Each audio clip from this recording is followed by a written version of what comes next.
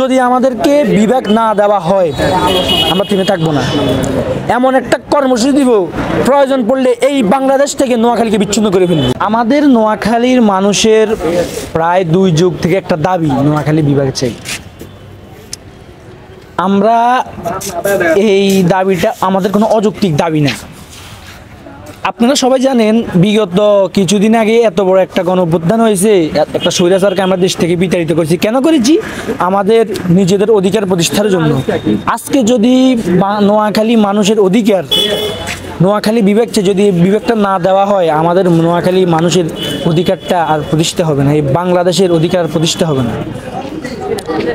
বন্ধুগণ, আমাদের নোয়াখালী 10-15 বছরের একটা ইতিহাস না। 1821 সালে এই জেলা স্বতন্ত্র জেলা হিসেবে ঘোষণা করা হয়েছিল ভুলুয়া। আর 1859 সালে এই নোয়াখালীকে নোয়াখালী জেলা নামকরণ করা হয়েছিল। প্রায় আমাদের 200 বছর পুরানো ইতিহাস। আপনারা সবাই জানেন একটা সভ্যতা ইতিহাসের মাধ্যমে গড়ে, আমরা ইতিহাসের মাধ্যমে গড়ে এসেছি।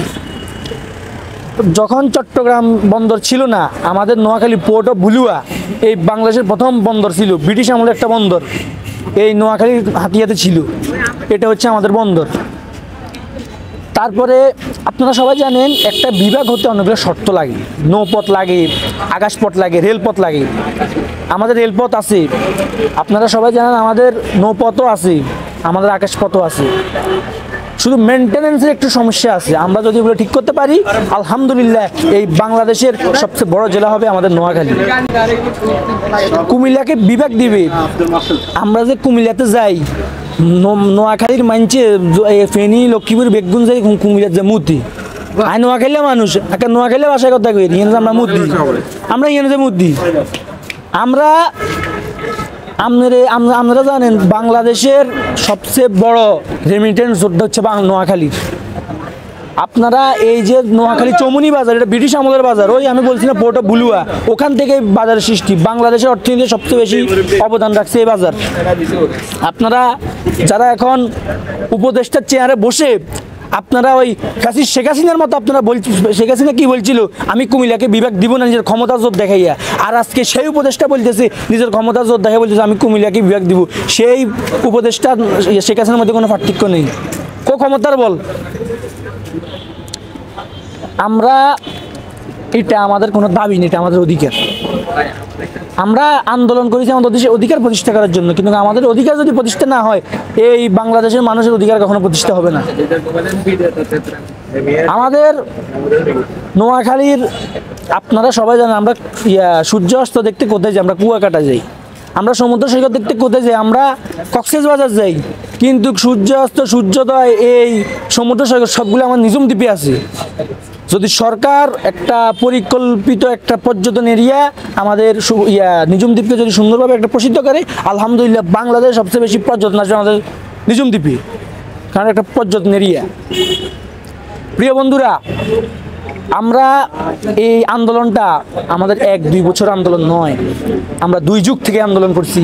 কুমিল্লারা শুরু করছে এই কিছুদিন আগ থেকে। আমি স্পষ্টভাবে বলতে চাই, এটা কোনো কুলাঙ্গারের জন্মভূমি নয়, এটা বীরশ্রেষ্ঠ রুহুল আমিনের জন্মভূমি। বদরুল হায়দার বাংলাদেশের সাবেক বিচারপতি, বাংলাদেশের সাবেক সেনাবাহিনীর প্রধান, বাংলাদেশের অ্যাটর্নি জেনারেল, এরা সাবেক নোয়াখালী ছিল। বাংলাদেশের প্রথম বুদ্ধিজীবী যিনি শহীদ হয়েছেন তিনি নোয়াখালী ছিল। যত বড় বড় এই যে মোতায়ের হোসেন চৌধুরী, আমরা যে মোতায়ের হোসেন চৌধুরী, এই বাংলাদেশের সমস্ত মানুষ, এই এসএসসি বলেন, এইচএসসি বলেন, তার কবিতা থেকে প্রশ্ন আসে। মোতায়ের হোসেন চৌধুরী আমাদের এই কাঞ্চনপুরে, কাঞ্চনপুর এখান বাড়ি, উনি এখানে জন্মগ্রহণ করছে। আমার কথা হচ্ছে এই কুমিল্লা সৃষ্টি হয়েছে 1960 সালে, এটাকে স্বতন্ত্র জেলা হিসেবে ঘোষণা করা হয়েছে। আমার প্রশ্ন হচ্ছে এই জেলা কয়দিন আগে সরের মতো জাগি উঠছে, আঙ্গ জেলা 200 বছরের ইতিহাস, আপনারা কোন বুঝে তা করে বিভাগ দিবেন? কোন বুঝে আপনারা বিভাগ দিবেন? আমরা শুধু আমরা দেশের বাইরে থাকি আন্দোলন করতেছি। তাই বন্ধুরা, যদি আমাদেরকে বিভাগ না দেওয়া হয় আমরা থেমে থাকবো না। এমন একটা কর্মসূচি দিব, প্রয়োজন পড়লে এই বাংলাদেশ থেকে নোয়াখালীকে বিচ্ছিন্ন করে ফেলব। তবুও এই নোয়াখালী বিভাগ হয়ে থাকবে। ধন্যবাদ।